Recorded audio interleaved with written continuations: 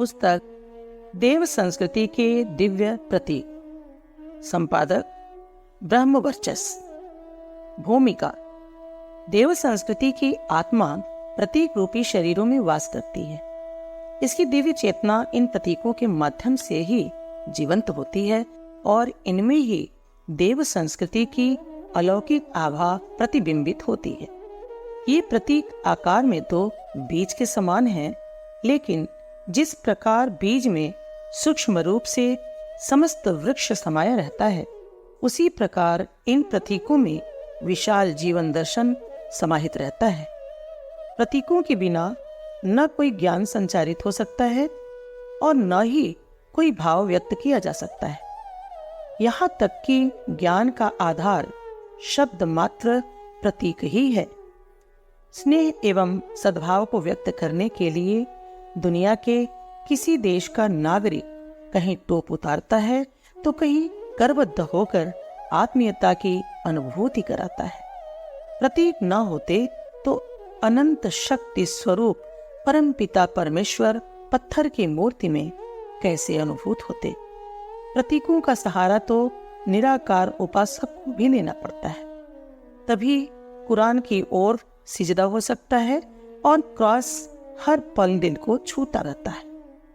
जन जन की भाव संवेदना ही प्रतीकों को शक्ति देती है।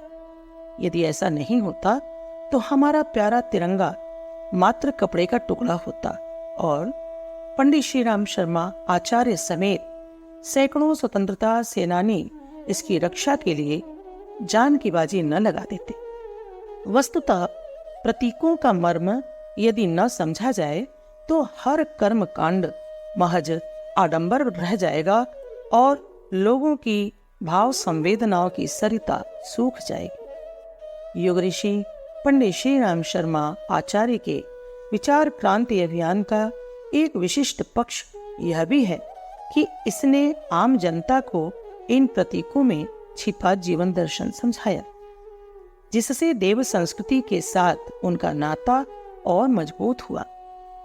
देव संस्कृति जनसंचार कार्यक्रम की इस तृतीय पुस्तिका में विभिन्न प्रतीकों के अर्थ को सूत्र रूप में स्पष्ट करने का प्रयास किया गया है।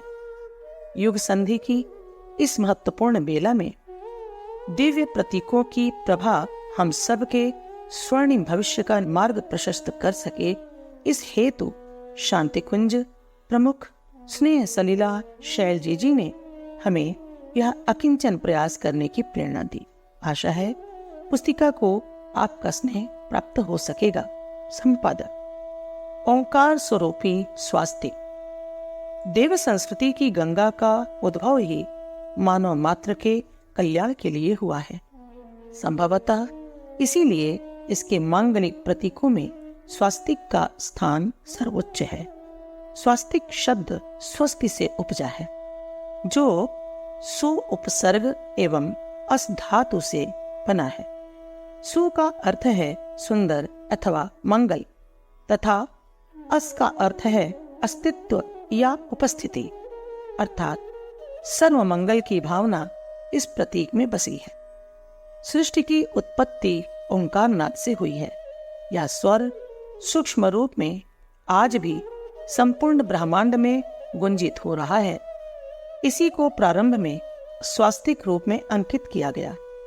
लिपि विज्ञान से जुड़े विद्वान भी मानते हैं कि प्रारंभिक अक्षर गोल न होकर खड़ी पाइयों के रूप में थे। गणेश पुराण में भी स्वस्तिक, ओंकार एवं गणपति को एक कहा गया है। स्वस्तिक का मनुष्य की विकास यात्रा के साथ बहुत पुराना नाता है। मोहनजोदड़ो की एक मुद्रा पर स्वस्तिक के आगे झुके हुए हाथी का अंकन है। रामायण में एक ऐसे जहाज का वर्णन है जिस पर स्वस्तिक सुशोभित था। इसके अतिरिक्त स्वस्तिक का मंगलमय स्वरूप विभिन्न रूपों में देव संस्कृति के विभिन्न ग्रंथों एवं ऋषियों द्वारा स्पष्ट होता रहा है। ऋग्वेद में 4 भुजाओं वाले स्वस्तिक को चारों दिशाओं को प्रकाशित करने वाला सूर्य कहा गया है। स्वस्तिक की चारों भुजाएं चारों वेदों, चारों पुरुषार्थों, चारों वर्णों एवं चारों आश्रमों का प्रतीक कही जाती है। महर्षि यास्क के अनुसार स्वस्तिक अविनाशी ब्रह्म है। जैन दर्शन के अनुसार स्वस्तिक की एक दूसरे को काटने वाली रेखाएं पुरुष और प्रकृति का प्रतीक हैं। स्वस्तिक का चिन्ह राम, कृष्ण, तीर्थंकरों एवं महात्मा बुद्ध के शरीर पर दिव्य लक्षण के रूप में विद्यमान था। इसी कारण यह भारत में ही नहीं अपितु जापान, चीन, श्रीलंका आदि देशों में भी पूजा जाता है। प्रभुमय जीवन का प्रतीक यज्ञ। देव संस्कृति के मूल मंत्र इदम नमम का साक्षात स्वरूप यज्ञ परमात्मा के प्रति सर्वस्व समर्पण का प्रतीक है। जिस प्रकार यज्ञाग्नि में पड़ी आहुतियां अग्निमय हो जाती हैं, उसी प्रकार परमात्मा के कार्यों के लिए समर्पित व्यक्ति ईश्वर का साक्षात स्वरूप हो जाता है। इसी भाव को व्यक्त करते हुए ऋग्वेद में कहा गया है, अविदन्ते अतिहित यदासीत यज्ञस्य धाम परमं गुह्यात्। अर्थात यज्ञ का वास्तविक निवास स्थान हृदय रूपी गुफा में है। वह अत्यंत गुप्त है, परंतु ज्ञानी सत्पुरुष उसे प्राप्त कर लेते हैं। यज्ञाग्नि को देवताओं का मुख कहा गया है, अर्थात अहम भाव का विसर्जन कर यज्ञ में जो आहुतियां डाली जाती हैं, वे सूक्ष्मीकृत होकर वातावरण में दिव्य शक्तियों को पुष्ट करती हैं, जिससे मानव मात्र का भला होता है। यज्ञाग्नि हमें निम्न संदेश भी देती है, अग्नि का स्वभाव उष्ण है, उसी की तरह हमारे विचारों और कार्यों में भी तेजस्विता होनी चाहिए। अग्नि संदेश देती है कि इसी प्रकार हमारी नसों में भी उष्ण रक्त बहता रहे, हमारी भुजाएं काम करने के लिए फड़कती रहें और हमारा मस्तिष्क सदा प्रगतिशील रहे। अग्नि जहाँ रहती है वहीं प्रकाश फैलता है। हम भी ब्रह्माग्नि के उपासक बनकर ज्ञान का प्रकाश चारों ओर फैलाएं, अज्ञान के अंधकार को दूर करें। तमसो मां ज्योतिर्गमय के मंत्र को धारण कर हमारा प्रत्येक कदम अंधकार से निकलकर प्रकाश की ओर निकल पड़े। अग्नि की ज्वाला की ही तरह हमारा लक्ष्य, उद्देश्य एवं कार्य सदा ऊपर की ओर ही उठता रहे, यह कभी भी अधोगामी न बने। यज्ञ के पश्चात इसकी भस्म को धारण किया जाता है। यह शरीर की नश्वरता को सदा याद रखने का प्रतीक है। हमारी देह भस्मांतम शरीरम कही गई है। यह अग्नि का भोजन है, न मालूम किस दिन अग्नि से भेंट हो जाए। इस प्रकार यज्ञ जीवन की नश्वरता को समझते हुए निरंतर सत्कर्म करने की प्रेरणा देता है। हृदय पर विराजमान ईश यज्ञोपवीत। यज्ञोपवीत को त्रिपदा गायत्री का ऐसा साक्षात स्वरूप माना जाता है जिसे हर पल व्यक्ति अपने हृदय पर धारण कर सकता है। पारस्कर गृह सूत्र में वर्णित है, यज्ञोपवीतम परमं पवित्रं प्रजापतेर्यत् सहजं पुरस्तात् आयुष्यमग्रयं प्रतिमुञ्च शुभ्रं यज्ञोपवीतं बलमस्तु तेजः। अर्थात प्राचीन काल में प्रजापति के साथ उत्पन्न यह यज्ञोपवीत परम पवित्र है और सबके लिए सहज है। यह आयु, बल और तेज को बढ़ाने वाला है। यज्ञोपवीत के 3 धागों में निम्न महत्वपूर्ण सूत्र छिपे हैं, जिन्हें प्राप्त करने के लिए यज्ञमय जीवन जीना अनिवार्य है। यह त्रिदेवों अर्थात ब्रह्मा, विष्णु, महेश का प्रतीक है। यह ऋग्वेद, सामवेद और यजुर्वेद का स्वरूप है। 3 धागों वाला यज्ञोपवीत मानव को देवऋण, ऋषि ऋण एवं पितृ ऋण की याद दिलाता है। यह भूः, भुवः और स्वः तीनों लोकों के कल्याण के विषय में सचेत करता है। धर्म धारणा का प्रतीक शिखा। हिंदुओं में शिखा धर्म धारण करने का प्रतीक मानी जाती है। मनु ने हर वर्ण के लोगों के लिए शिखा संस्कार अर्थात चूड़ा कर्म करने के लिए निर्देश दिया है। चूड़ा कर्म द्विजातीनां सर्वेषामेव धर्मतः। शास्त्रों में वर्णित है कि शिखा का आकार गोखुर के बराबर होना चाहिए। आयुर्वेद में कुल 107 मर्म स्थलों का वर्णन है। इनमें ब्रह्मरंध्र मर्म सम्राट कहा गया है। इसकी रक्षा के लिए उतने भाग पर केश होना बहुत हितकर है। अतः उस भाग पर ऋषियों ने शिखा रखने का प्रावधान किया। आयुर्वेद में ब्रह्मांडीय ऊर्जा प्राप्त करने वाले इस शिखा को इंद्रयोनि भी कहा गया है। शिखा ग्रंथि में चामुंडा देवी का अधिष्ठान माना गया है।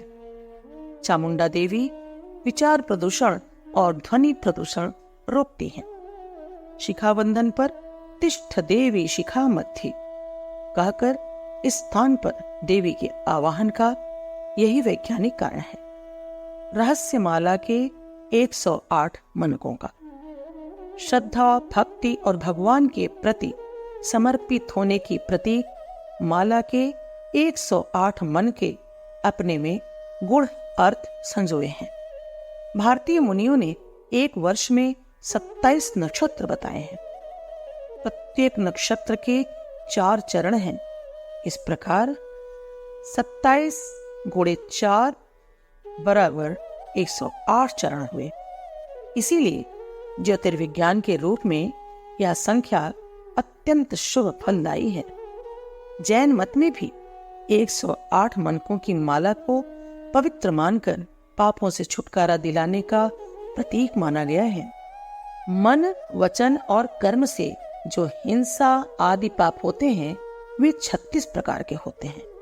इन्हें स्वयं करने, दूसरों से कराने तथा करते हुए सराहने से यह संख्या 36 का 3 गुना अर्थात 108 हो जाती है। इन 108 पापों से मुक्ति के लिए 108 मनकों वाली माला का जप आवश्यक है। बौद्ध मत में भी यह संख्या अत्यंत शुभ है। भगवान बुद्ध के जन्म के समय में 108 ज्योतिषियों के उपस्थित होने का वर्णन मिलता है। बौद्ध धर्म में आस्था रखने वाले देश जापान में श्राद्ध के अवसर पर 108 दीपक जलाने की प्रथा है। भगवान बुद्ध के निर्वाण के समय 108 परिक्रमा में भी 108 मनकों की पावनता जोड़ी गई है। वस्तुतः माला का उपयोग मन की एकाग्रता के लिए किया जाता है। वेद मूर्ति पंडित श्री राम शर्मा आचार्य अपना अनुभव व्यक्त करते हुए लिखते हैं कि यदि जप के समय भावों की सरिता में डुबकी लगाते रहा जाए अर्थात प्रभु से मिलन की दिव्य अनुभूति का निरंतर एहसास किया जाता रहे तो जप का लाभ द्विगुणित हो जाता है। विद्वानों का मानना है कि जप के माध्यम से मन के मतवाले घोड़े को नियंत्रण में रखा जा सकता है, जिससे अपार भौतिक एवं आध्यात्मिक उपलब्धियां प्राप्त हो जाती हैं। माना यह जाता है कि माला फेरते समय अंगूठे व अंगुलियों के मध्य घर्षण से एक प्रकार की विद्युत उत्पन्न होती है, जो धमनियों द्वारा सीधे हृदय चक्र को प्रभावित करती है। इससे चंचल मन स्थिर होता है, परंतु यह सभी लाभ तभी संभव है जब जपकर्ता के मन की मैल धुल गई हो। समग्रता को संजोए कलश। भारतीय संस्कृति में पुष्प, पल्लव और जल से परिपूर्ण कलश की प्रतिष्ठा, पूजा, अर्चना आदि सभी शुभ कार्यों अवसरों पर की जाती है। जन्म से लेकर मृत्यु तक इसका उपयोग किसी न किसी रूप में होता है। वस्तुतः यह कलश जीवन की समग्रता का प्रतीक है, जिसके प्रति अटूट आस्था अतीत से अब तक बनी हुई है। कलश के विषय में कहा गया है, कलशस्थ मुखे ब्रह्मा ग्रीवायाम शंकरः स्थितः मूले तो संस्थितो विष्णुः मध्ये मातृगणः स्थिताः। अर्थात कलश के मुख पर ब्रह्मा, ग्रीवा में शंकर, मूल में विष्णु तथा मध्य में मातृगणों का वास होता है। इस प्रकार एक कलश समस्त ईश्वरीय शक्तियों का एकाकार रूप भी है। वेदों में अनेक स्थान पर स्वर्ण कलशों का उल्लेख मिलता है। ऋग्वेद में मंगल कार्य में प्रयुक्त होने वाले जल का कुंभ धारण करने वाली कन्याओं को उदक कुंभिनी कहा गया है। पौराणिक कथाओं में वर्णन है कि समुद्र मंथन से निकले अमृत को धारण करने के लिए विश्वकर्मा ने कलश का निर्माण किया, जिसमें देवताओं की पृथक पृथक कलाएं समायोजित की गई थी। स्कंद पुराण में घरों की सजावट के लिए भी स्वर्ण कलशों के प्रयोग का उल्लेख है।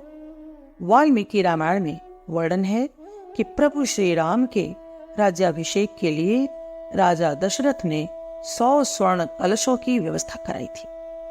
बौद्ध साहित्य ललित विस्तार में बुद्ध की हथेली पर 7 मंगल प्रतीकों में कलश भी प्रतिष्ठित है। सांची, भरहुत एवं सारनाथ में इनका सुंदर प्रयोग देखने को मिलता है।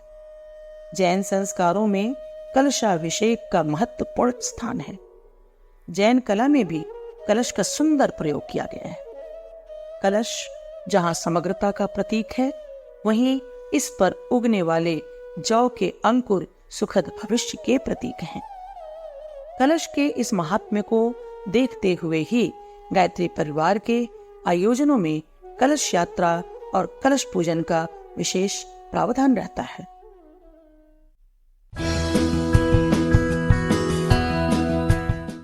पुस्तक देव संस्कृति के दिव्य प्रतीक, संपादक ब्रह्म वर्चस्व। व्यक्ति नहीं शक्ति है देवता, एको विश्वस्य भुवनस्य राजा कहकर ऋषियों ने सृष्टि में एक ही परम सत्ता के अस्तित्व को स्वीकार किया है।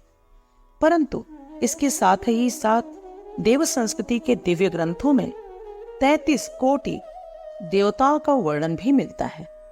ये 33 कोटि देवता हैं क्या? कैवल्य उपनिषद में कहा गया है, स ब्रह्मा स विष्णुः स रुद्रस्य शिवस्सो अक्षरस्य परमः स्वराट स इंद्रस्य कालाग्निस्य चंद्रमाः। अर्थात वह परमात्मा ही ब्रह्मा, विष्णु, शिव, अक्षर, स्वराट, इंद्र, काल, अग्नि और चंद्रमा है। तपोनिष्ठ पंडित श्री राम शर्मा आचार्य इसका अर्थ स्पष्ट करते हुए कहते हैं कि ईश्वर की विभिन्न शक्तियां एवं गुण ही देवता हैं। मूर्ति पूजा वह सहज विधि है जिससे इन शक्तियों को अपने अंदर जागृत किया जा सकता है। देव संस्कृति में गुण के अनुरूप नाम रखने की परंपरा भी रही है। अतः देव संस्कृति के ग्रंथों में दैवीय नामों वाले कुछ ऐसे व्यक्तियों का भी वर्णन है जिन्होंने उन दिव्य शक्तियों को अपने अंदर जागृत एवं धारण किया। सूर्य स्वरूपा गायत्री। वेद माता गायत्री सूर्य स्वरूपा कही गई हैं। सूर्य ऐसा जो बाह्य ही नहीं अंतः मन को भी आलोकित कर दे। दूसरे शब्दों में गायत्री परमात्मा का ऐसा प्रतीक है जिसकी उपासना से मन में सद्बुद्धि या विवेक को जन्म दिया जा सकता है। यदि मनुष्य यह अनुभूत करने लगे कि क्या करना चाहिए और क्या नहीं, तो सृष्टि का कौन पदार्थ उसके लिए दुर्लभ हो सकता है। इसी कारण तो गायत्री को कामधेनु या कल्प वृक्ष भी कहा गया है। ज्ञान की आदि स्रोत होने के कारण ही वे वेद माता कही गई। परमात्मा का मातृ रूप उनमें प्रकट होने के कारण ही गायत्री को विश्व माता कहा गया है। उनका कमंडल पवित्रता और माला साधना की प्रतीक है। आदि शक्ति माँ गायत्री की विविध रूपों में आराधना की जाती है, जिनमें से कुछ निम्नवत हैं। पहला, सरस्वती। विद्या एवं कला की प्रतीक माँ सरस्वती ब्रह्मा की पत्नी मानी जाती हैं। साथ ही वे संस्कृति की प्रतीक कही जाती हैं। उनके हाथों की वीणा कला से प्राप्त होने वाले असीम आनंद का प्रतीक है। दूसरा, पार्वती। भगवान शिव की अर्धांगिनी पार्वती उस तपश्चर्या की प्रतीक हैं जिसके माध्यम से शिव अर्थात परमात्मा का प्रतीकात्मक सानिध्य प्राप्त किया जा सकता है। तीसरा, दुर्गा।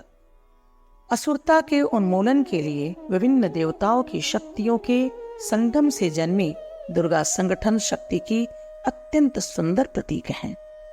चौथा, लक्ष्मी। आदिशक्ति गायत्री का लक्ष्मी स्वरूप परमात्मा के वैभवमय स्वरूप का प्रतीक है। यह स्वरूप देवताओं एवं दैत्यों दोनों को प्राप्त हो सकता है, शर्त मात्र समुद्र मंथन जैसे श्रम की है। पांचवा, काली। अत्याचार की हर सीमा लांघ जाने के बाद सृजनकारी माँ रौद्र रूप धारण कर काली का स्वरूप धारण कर लेती हैं और अन्याय के कटे सिर उनके गले की शोभा बनते हैं। प्रथम पूज्य गणपति।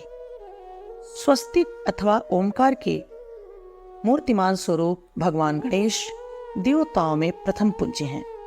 सर्वप्रमुख पंचदेवों में इन्हें सबसे प्रमुख कहा गया है। सदा भवानी दाहिने सन्मुख रहें गणेश, तीन देव रक्षा करें ब्रह्मा विष्णु महेश। सद्बुद्धि के देव गणपति की दो पत्नियां मानी गई हैं, रिद्धि एवं सिद्धि। अर्थ स्पष्ट है कि सद्बुद्धि का स्वामी मनुष्य ही रिद्धियों एवं सिद्धियों को प्राप्त कर सकता है। गणपति के बड़े कान इस बात के प्रतीक हैं कि ज्ञान प्राप्ति के लिए ज्यादा सुनना अर्थात अधिक से अधिक ग्रहण करना आवश्यक है। लंबी नाक का भाव यह है कि यथार्थता को सूंघ सूंघ कर अर्थात उसका तीव्रता से बोध कर लेना ही बुद्धिमत्ता की निशानी है।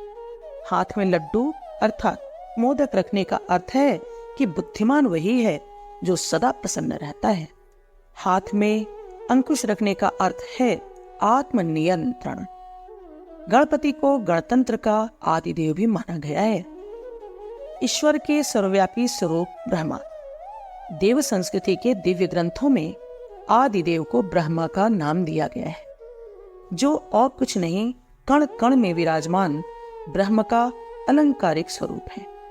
इसे इस तथ्य से समझा जा सकता है कि ब्रह्मा के चार दिशाओं में चार मुखों का वर्णन किया गया है। इसका अर्थ प्रतीक रूप में परमात्मा के सर्वव्यापी स्वरूप की प्रतिष्ठा करना ही है। पुराणों में वर्णन है कि ब्रह्मा जी का जन्म सोते हुए भगवान की नाभि से हुआ है। इसका अर्थ है कि सृष्टि के सृजन हेतु अव्यक्त तत्व का व्यक्त रूप में प्रकट होना। गंगा उनके ही कमंडलों से निकलती है, अर्थात ज्ञान का आदि स्रोत परम ब्रह्म ही है। ब्रह्मा के श्वेत केश परम तत्व के शाश्वत होने का संदेश देते हैं। ब्रह्मा को सृजन का देव कहा गया है। अर्थ स्पष्ट है कि जहां कहीं भी सृजनात्मक कार्य हो रहा हो, ईश्वरीय इच्छा उसके साथ संबद्ध हो जाती है। सार यह कि ब्रह्मा को पूजने का अर्थ उनके गुणों को आत्मसात करना है। शेषशायी विष्णु। लक्ष्मीपति विष्णु सृष्टि की सुंदरता, संपन्नता और सात्विकता की रक्षा करते हैं। सहस्र फन वाले शेषनाग की शैया ब्रह्मरंध्र में उपस्थित सहस्र कमल का प्रतीक है, जिस पर भगवान वास करते हैं। भगवान के चारों हाथ धर्म, अर्थ, काम और मोक्ष के लिए किए जाने वाले पुरुषार्थ के प्रतीक हैं। लक्ष्मी दी द्वारा उनके चरण दबाना इस बात का प्रतीक है कि वैभव हमेशा ईश्वरीय चेतना का अनुगमन करता है। भगवान विष्णु संसार का पालन करते हैं और सृष्टि की रक्षा के लिए अवतार लेते हैं। राष्ट्रपिता महात्मा गांधी भगवान के इस रूप की व्याख्या इन स्वरों में करते थे। वैष्णव जन तो तेने कहिए जे, पीर पराई जाने रे। वस्तुतः अनीति की रक्षा के लिए भगवान का अवतार हर मनुष्य को इस बात की प्रेरणा देता है कि जब भगवान अपनी शैया छोड़कर अत्याचार के विनाश के लिए दौड़ पड़ते हैं तो उनका भक्त किस प्रकार अत्याचार को मौन भाव से सहन कर सकता है। त्रिपुरारी का मनोहारी स्वरूप। त्रिपुर अर्थात लोभ, मोह और अहंकार का वध करने वाले त्रिपुरारी शिव की शक्ति का पुराणों में प्रतीकात्मक वर्णन अभिभूत करने वाला है।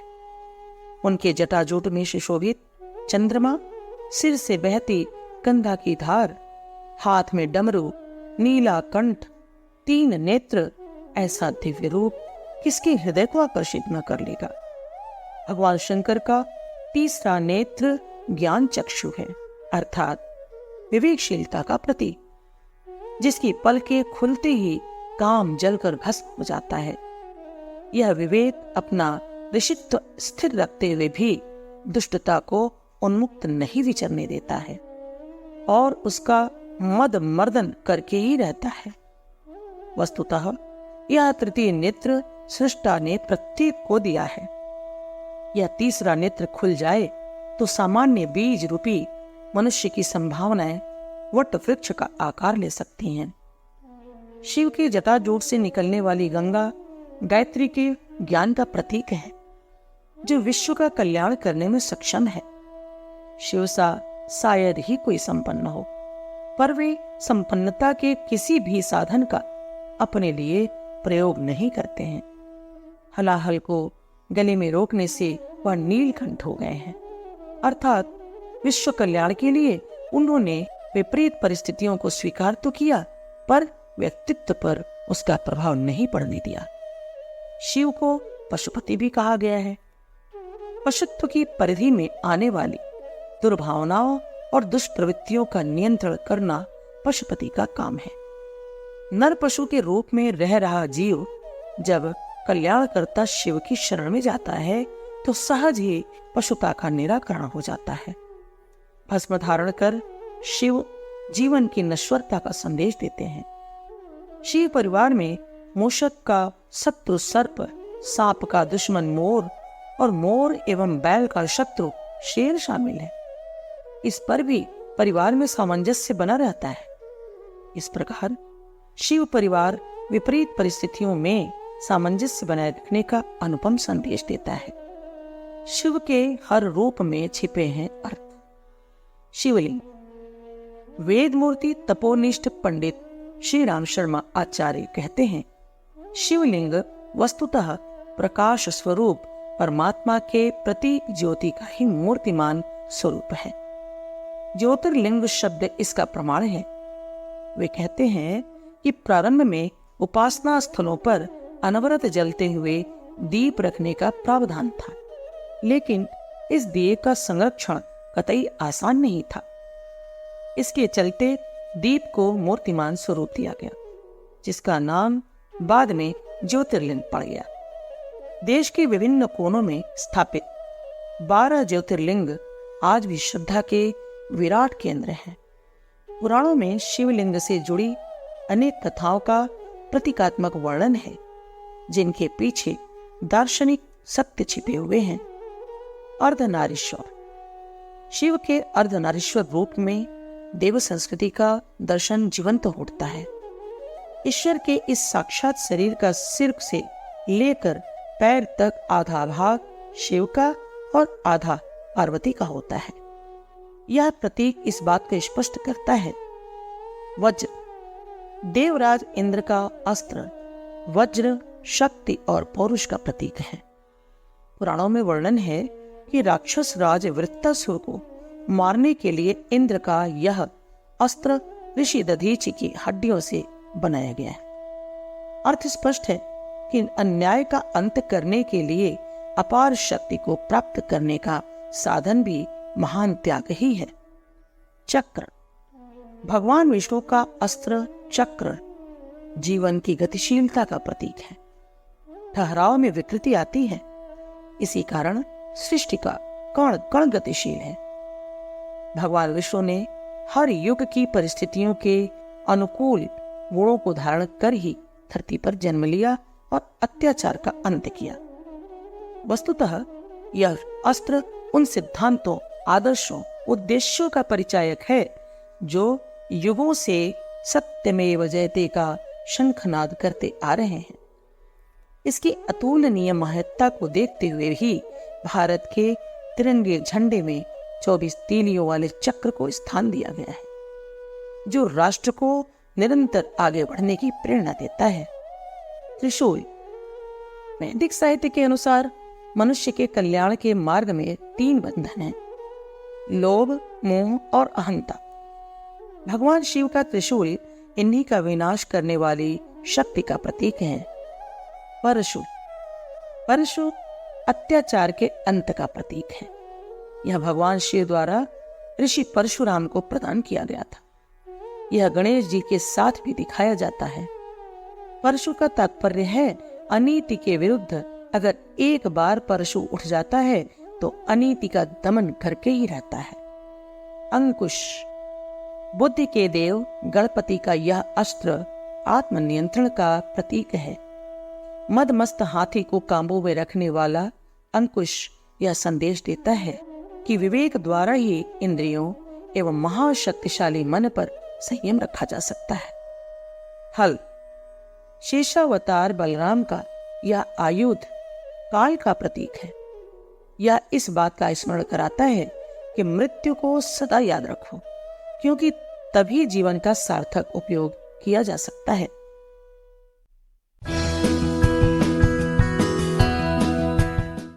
पुस्तक देव संस्कृति के दिव्य प्रतीक, संपादक ब्रह्मवर्चस्व। अनूठे अर्थ वहन करते हैं वाहन।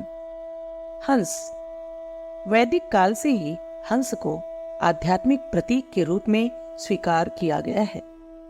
कहा जाता है कि राजहंस नीर और शीर को अलग अलग कर देता है, अर्थात वह विवेक का प्रतीक है। इस कारण ही विवेक प्रदात्री देवी ने उसे अपना वाहन बनाया है। हंस मात्र मोती चुभता है, अर्थात वह सर्वश्रेष्ठ को ग्रहण करने का संदेश देता है। बृहद संहिता में ब्रह्मा के रथ में 7 हंस दिखाए गए हैं, जो सप्तलोकों के प्रतीक माने जाते हैं। मौर्य, शुंग एवं गुप्त काल में मूर्ति शिल्प में हंस का सुंदर प्रयोग किया गया है। वृषभ, राष्ट्र की रीढ़ कृषक का प्रिय वृषभ अर्थात बैल श्रमशीलता का प्रतीक है।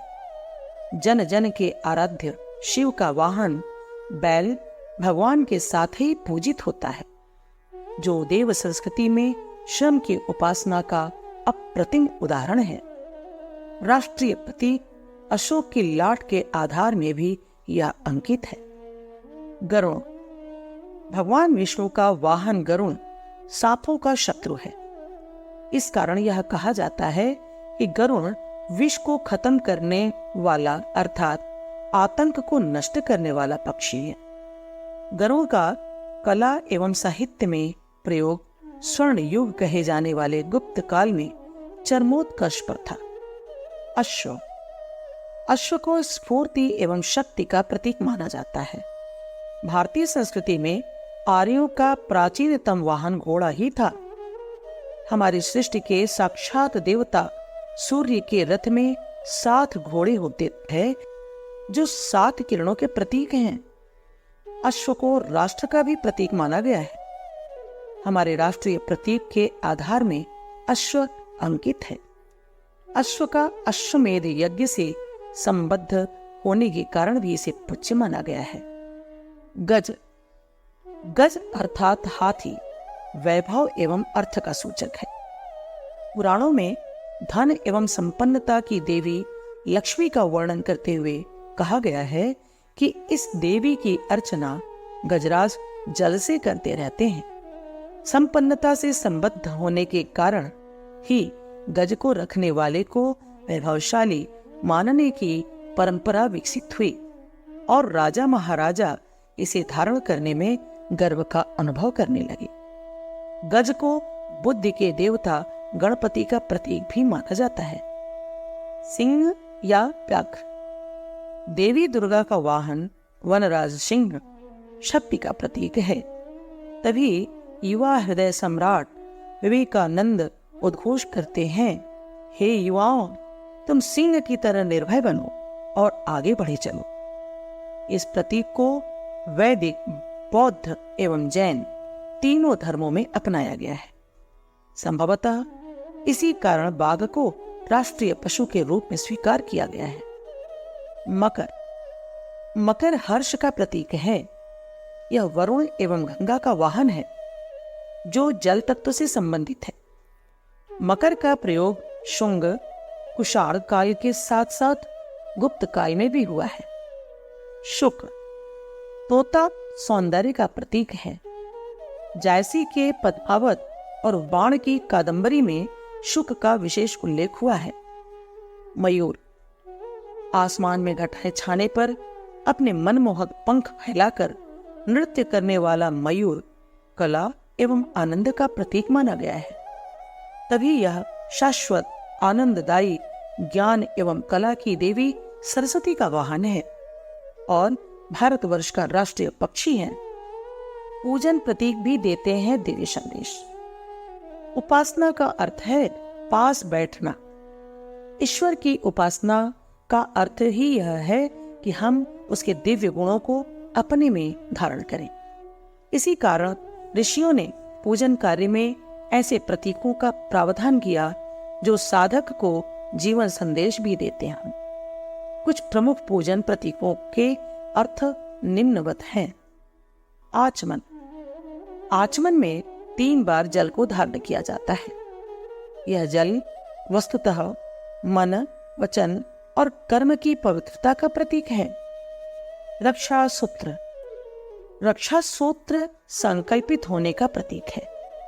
यह उच्च जीवन मूल्यों की रक्षा के लिए व्रतशील एवं उत्तरदायित्व भरा जीवन जीने की प्रेरणा देता है। रक्षाबंधन पर जब बहनें अपने भाइयों के हाथ में रक्षा के धागे बांधती हैं, तब भाई उनकी सदैव रक्षा करने के लिए संकल्पित होते हैं। चंदन। चंदन शांति एवं शीतलता का प्रतीक है। भले ही विषधर इसे घेरे हों, पर इसका वृक्ष अपनी शीतलता का त्याग नहीं करता। इसकी छाया में बैठने वाले सुगंध भरी शीतलता प्राप्त करते हैं। नष्ट होते होते भी चंदन अपनी लकड़ी से जप करने की पवित्र माला और हवन सामग्री का चंदन चूरा आदि दे जाता है। उपासना के वक्त इसे मस्तक पर धारण करने का अर्थ यह है कि हम विपरीत से विपरीत परिस्थितियों में भी विवेक न खोएं। अक्षत। भारत भूमि में अक्षत अत्यंत श्रम के उपरांत अर्जित होने वाला अन्न है। इस प्रकार यह श्रम से प्राप्त संपन्नता का प्रतीक है। अपनी कमाई को आप ही खाते रहने वाले को शास्त्रकारों ने चोर कहा है। अक्षत अर्पित करने का अर्थ यह है कि मनुष्य अपने वैभव का उपयोग अपने तथा परिवार के लिए ही नहीं करेगा, बल्कि वह इसका प्रयोग ईश्वर के साकार रूप अर्थात मानव मात्र की सेवा के लिए करेगा। दूसरे शब्दों में अक्षत अर्पण आय का एक अंश सत्कार्यों के लिए दान देने का प्रतीक है। पुष्प। पुष्प को हंसते खिलखिलाते जिंदगी जीने और सत्प्रवृत्ति के प्रतीक रूप में स्वीकार किया गया है। पुष्प यह संदेश देता है कि हमारा हृदय फूल जैसा कोमल रहे और हम भीतर और बाहर से सर्वांग सुंदर बने। जिस प्रकार फूल अपने को सुई से छिदवाकर प्रभु के गले की माला बनता है, उसी प्रकार हम विश्वधाम की सेवा करने के लिए संघर्षों को ग्रहण करके परमात्मा का प्रिय बने। नारियल। अपने इष्ट की आराधना में नारियल का प्रयोग सहृदयता, सहानुभूति व आत्मीयता का भाव प्रकट करता है। पूर्णाहुति में नारियल को अर्पित करने का अर्थ है कि हम ईश्वरीय लक्ष्यों की पूर्ति के लिए किए गए हर कर्म का फल उसी परमपिता को समर्पित करते हैं। चमन, रथ यात्रा आदि विशिष्ट आयोजनों के अवसर पर देव मूर्ति के दाएं बाएं झलने वाले 2 चंवर उनके प्रति असीम श्रद्धा, आस्था एवं समर्पण का प्रतीक है। चंवर का श्वेत रंग जहाँ पवित्रता का प्रतीक है, वहीं इसके तंतुओं की कोमलता भक्त को मृदु होने का संदेश देती है। नैवेद्य, नैवेद्य अर्थात प्रसाद में मीठे पदार्थ ही प्रयुक्त किए जाते हैं। कहा जाता है कि देवताओं अर्थात दिव्य शक्तियों को मिठास प्रिय होती है। मिठास अर्थात मधुरता। वस्तुतः देवत्व की झांकी मधुर अर्थात सौम्य, सरल, सेवाभावी व्यवहार में मिलती है। ईश्वर को नैवेद्य अर्पित करने का अर्थ अपने आप को यही ज्ञान सिखलाना है। वस्त्र, ईश्वर को वस्त्र अर्पित करने का अर्थ यह है कि हमारे इष्ट का स्वरूप अत्यंत शालीन है और हम भी शालीनता को निरंतर धारण किए रहेंगे। रोली, मस्तक पर लालिमा धारण करने का अर्थ है आरोग्य और स्वास्थ्य को धारण करना। रक्त वर्ण साहस का भी प्रतीक है। रोली को माथे पर नीचे से ऊपर की ओर लगाना अपने में इन गुणों को बढ़ाने की प्रेरणा देता है। धूप, धूप जहां भी जाती है अपने साथ सुगंध का विस्तार करती है। यह धूप इस बात का प्रतीक है कि व्यक्ति ऐसा आदर्श जीवन जिए जो लोगों को अनुकरण के लिए प्रेरित करे। स्वयं सा बनने का संदेश देता दीप, प्रकाश की उपासक रही देव संस्कृति का दीप अत्यंत प्रिय एवं प्रमुख प्रतीक है। ईश्वर को प्रकाश स्वरूप माना गया है। अतः दीपक की ज्योति ज्ञान एवं विवेक जैसे ईश्वरीय गुणों को प्रकट करती है।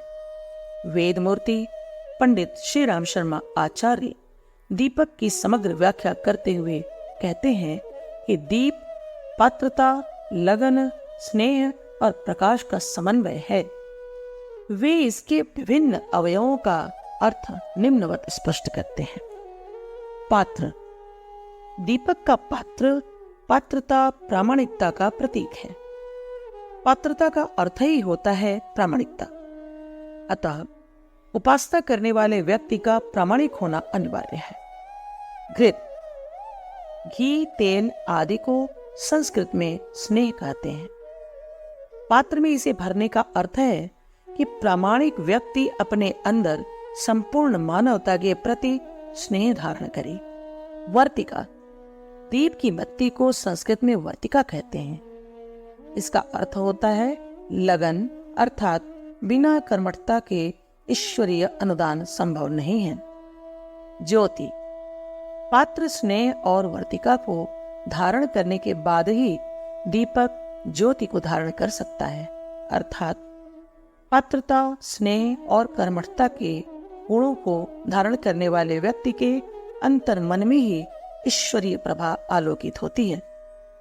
दीप हिंदुओं का तो प्रमुख पूजन प्रतीक है ही। ईसाई भी चर्च में मोमबत्ती जलाते हैं।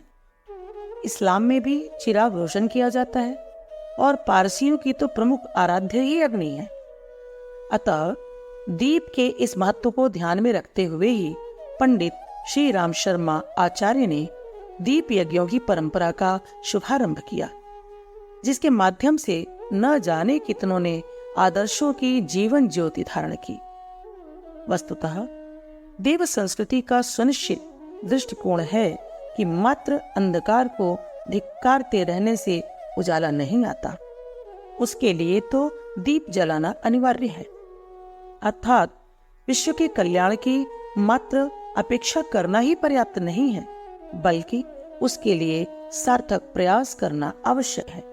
जिस प्रकार दीप से दीप जलते हैं, उसी प्रकार एक सार्थक प्रयास अन्य अनेकों व्यक्तियों को प्रेरणा देगा, जिससे समूची वसुधा प्रकाशमान हो उठेगी।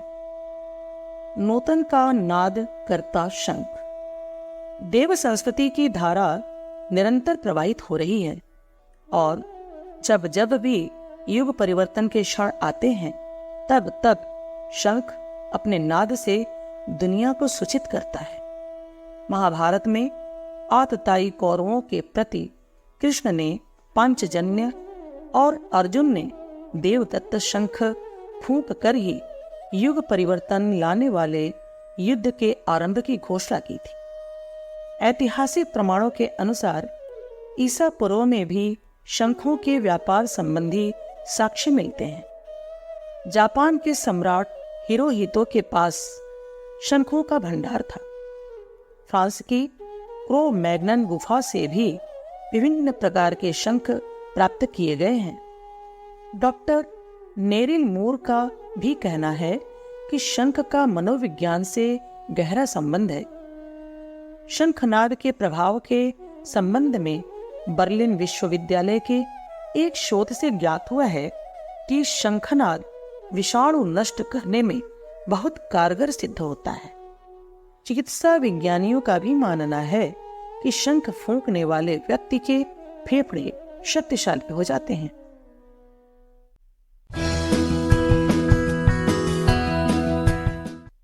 पुस्तक देव संस्कृति के दिव्य प्रतीक, संपादक ब्रह्मवर्चस्व, सार्थक जीवन का संदेश देता कमल।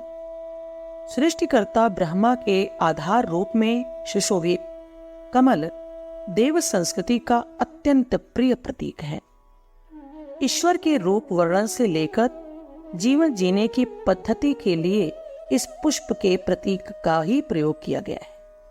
गीता में भगवान श्री कृष्ण अर्जुन को कमल पत्र के समान जीवन जीने का संदेश देते हैं, जो जल में रहकर भी उससे विरत रहता है। कमल की विभिन्न पंखुड़ियां विभिन्न दिव्य गुणों की प्रतीक मानी जाती हैं। इस प्रकार कमल दिव्य गुणों की एकात्मता का प्रतीक है। देवी लक्ष्मी का आसन होने के कारण कमल के पुष्प को संपन्नता का प्रतीक भी माना गया है। जैन एवं बौद्ध धर्मों में भी कमल को प्रतीकों के रूप में अत्यंत महत्व दिया गया है और तीर्थंकरों एवं बुद्ध के विभिन्न रूपों के साथ इसे सम्मानपूर्ण स्थान दिया गया है।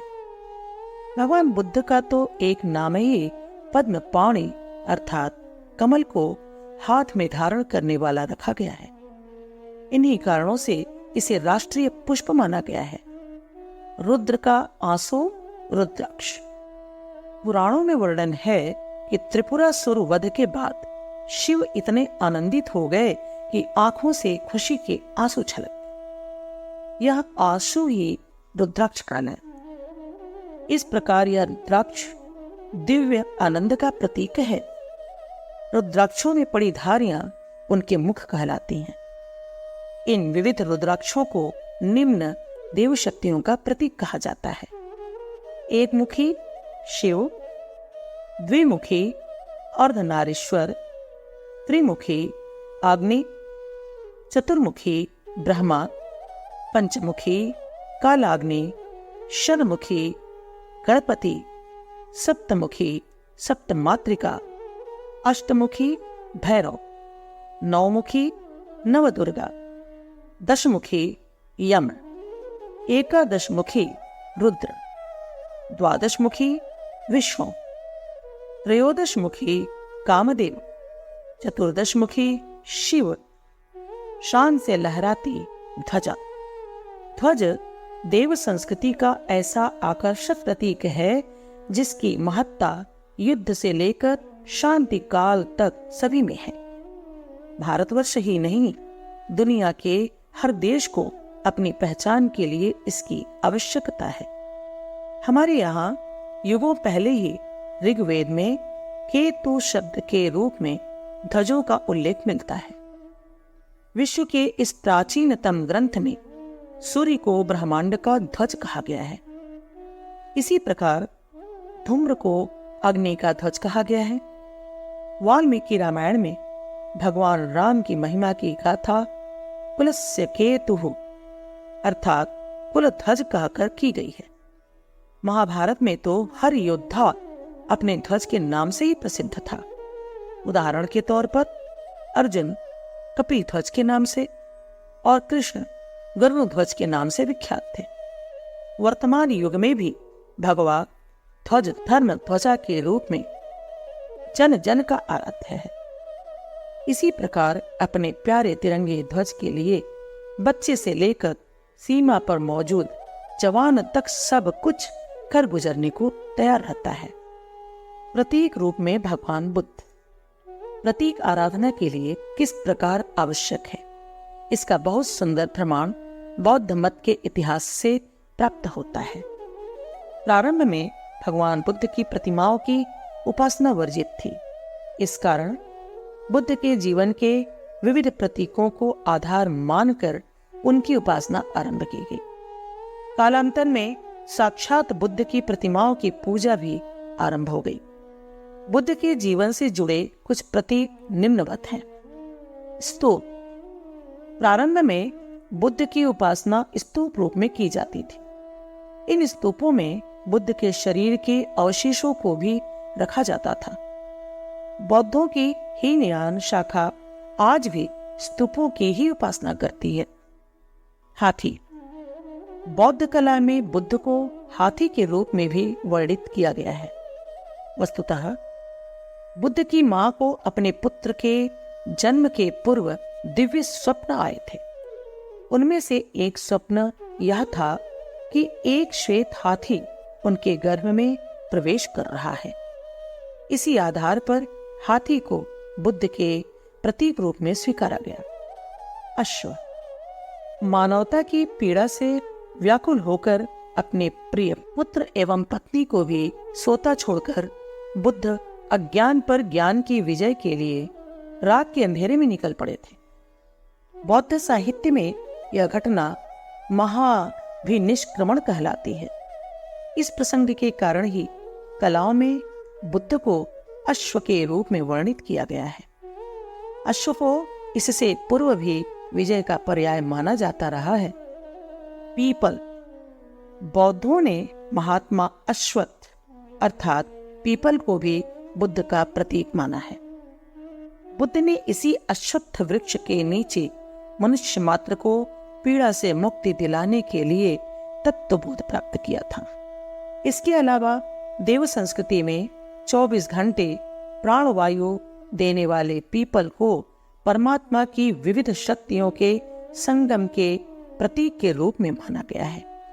कहा गया है, मूलतः ब्रह्म रूपाय मध्यतो विश्वरूपिणः अग्रतः शिव रूपाय अश्वत्थाय नमो नमः। पीपल की जड़ में ब्रह्मा, मध्य में विष्णु और अगले भाग में जटाधारी शिव का वास होता है। श्रीमद् भगवद गीता में स्वयं भगवान श्री कृष्ण कहते हैं कि मैं वृक्षों में पीपल हूं। कर्तव्य के प्रति पंच प्रकार। सिख धर्म के पावनतम प्रतीक केश, कड़ा, कंघा, कच्छ, कृपाण हमेशा से कर्तव्यों के पालन के लिए समर्पित होने की प्रेरणा देते हैं। इन 5 प्रतीकों के विषय में गुरु गोविंद सिंह कहते हैं, जहां पंच ककार हैं वहां मैं हूं। इनका उल्लेख गुरु गोविंद सिंह जी के समकालीन ग्रंथ रहतनामा में प्रमुखता से किया गया है। केश। प्राचीन ऋषियों की तरह ही लंबे केश सिखों की पहचान माने जाते हैं। ये पवित्रता का प्रतीक है। रहतनामा के अनुसार खालसा को केश कभी नहीं काटना चाहिए। मस्तिष्क को ठंडा रखने में भी लंबे केश महत्वपूर्ण भूमिका निभाते हैं। 2. कड़ा। सिखों के दाहिने हाथ में पहना जाने वाला कड़ा गुरु के ताबीज के प्रतीक के रूप में स्वीकारा गया है। कड़ा असत्य एवं अन्याय के विरोध में शक्ति को अर्जित करने का भी प्रतीक है। कहीं कहीं इसे राखी का भी प्रतीक माना गया है। 3. कंघा। कंघे को आध्यात्मिक अर्थ में बुद्धि की परिष्कृत अवस्था के प्रतीक के रूप में स्वीकारा गया है। बुद्धि के परिष्कार से ही मनुष्य का जीवन मनुष्यता के लायक बनता है। परिष्कृत बुद्धि विवेक प्रदान कर देती है, जिससे व्यक्ति कहीं भटकता नहीं है और विकास के पथ पर बढ़ता जाता है। 4. कच्छ, यह इंद्रिय संयम का प्रतीक है। देव संस्कृति की यह मान्यता है कि ब्रह्मचर्य से ही ऊर्ध्वगामी ऊर्जा की प्राप्ति होती है, जिसका तेज मनुष्य के अंदर एवं चेहरे पर विराजमान रहता है। 5. कृपाण, यह वीरता का प्रतीक है। अपनी संस्कृति की रक्षा के लिए ही सिख कृपाण को एक शस्त्र के रूप में स्वीकार करते हैं। कृपाण से तात्पर्य यह है कि हमें दुष्टता के विरुद्ध आवाज उठानी ही होगी। जिस प्रकार व्यक्ति अपने प्राणों की रक्षा के लिए कुछ भी करने को तैयार रहता है, उसी प्रकार उसे दूसरों की प्राण रक्षा भी अनिवार्य रूप से करनी चाहिए। इन्हीं उद्देश्यों की पूर्ति के लिए कृपाण रखने की प्रथा प्रचलित है। तीर्थंकरों संग सुशोभित श्रीवत्स, श्रीवत्स को जैन मत में अंतःकरण में उत्पन्न अलौकिक एवं सर्वोच्च ज्ञान का प्रतीक माना गया है। तीर्थंकर प्रतिमाओं के वक्षस्थल पर भी श्रीवत्स चिन्ह को सुशोभित किया गया है। वक्षस्थल पर इसको सुशोभित करने का तात्पर्य यह है कि ज्ञान की उत्पत्ति अंदर से ही फूटती है, यह बाहरी तत्व नहीं है। वैदिक धर्म में भी इसे मांगलिक माना गया है। काम पर विजय दिलाती मछली, जैन कला के मांगलिक प्रतीकों में मत्स्य को मारकर अर्थात काम पर विजय का प्रतीक माना है। हिंदुओं में भी किसी शुभ कार्य के लिए जाते समय दही, मच्छी जैसे पदार्थों का मिलना शुभ माना गया है। यह इस बात का संकेत है कि उनमें मछली को अत्यंत शुभ प्रतीक का स्थान प्राप्त है। इसके अतिरिक्त भगवान विष्णु का प्रथम अवतार मत्स्य का ही था। अवध के नवाब भी इसे सौभाग्य का प्रतीक मानते थे। उन्होंने अपनी हर इमारत में मछली का प्रयोग प्रमुख रूप से किया है। सबका प्यारा चांद तारा, चांद एवं तारा ऐसे प्रतीक हैं जो प्रायः हर पंथ के प्रिय हैं। वर्तमान में इस्लाम का तो यह प्रमुख प्रतीक बन गया है। कुछ विद्वानों के अनुसार चांद बुलंदी का प्रतीक कहा जाता है। इस्लामिक कैलेंडर चंद्र दर्शन पर आधारित होता है। इस धर्म में तारा घनघोर अंधकार में भी दिशा दिखाने वाली परमात्मा की शक्ति का प्रतीक है। देव संस्कृति के दिव्य ग्रंथों में चंद्रमा को शीतलता का प्रतीक भी कहा गया है। शिव इसे धारण करने के कारण चंद्रचूड़ एवं चंद्रमौली कहलाते हैं। इसके अतिरिक्त प्राचीन काल से ही यह सुंदरता को व्यक्त करने के लिए सलोना प्रतीक बना हुआ है। घनघोर अंधकार को भी अपनी सीमित शक्ति से चुनौती देने वाली ताकत का नाम तारा है। हिंदुओं में 7 प्रमुख ऋषियों को भी तारों के रूप में पूजित करने की परंपरा है। इसके अतिरिक्त ध्रुव तारा उस कभी न डिगने वाली संकल्प शक्ति का नाम है जो एक बालक को भी परम तत्व की प्राप्ति करा देती है। हथेली में बसती दैवीय शक्तियां, दैवीय शक्तियों का सबसे सुंदर प्रतीक मनुष्य का अपना हाथ है। हस्त को प्रतीक रूप में रखकर श्रम की महत्ता को प्रमुखता के साथ देव संस्कृति में स्थापित किया गया है। कहा गया है, कराग्रे वसते लक्ष्मी, कर मध्ये सरस्वती, कर मूले स्थितः काली, भाते कर दर्शनम। अर्थात हथेली के अग्रभाग में लक्ष्मी, मध्य भाग में सरस्वती और मूल भाग में भगवती काली का निवास होता है। अतः प्रातः काल स्वहस्त दर्शन करें।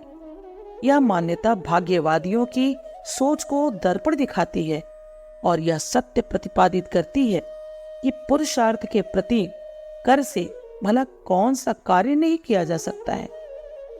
यदि मनुष्य संकल्प के साथ साधना करे तो समस्त सफलताएं उसके चरण चूमने लगेंगी। कहा भी गया है, किसान अपनी हथेलियों से जब हल पकड़ता तो सारी रेखाएं दब जाती हैं, अर्थात तथाकथित भाग्य बेबस हो जाता है।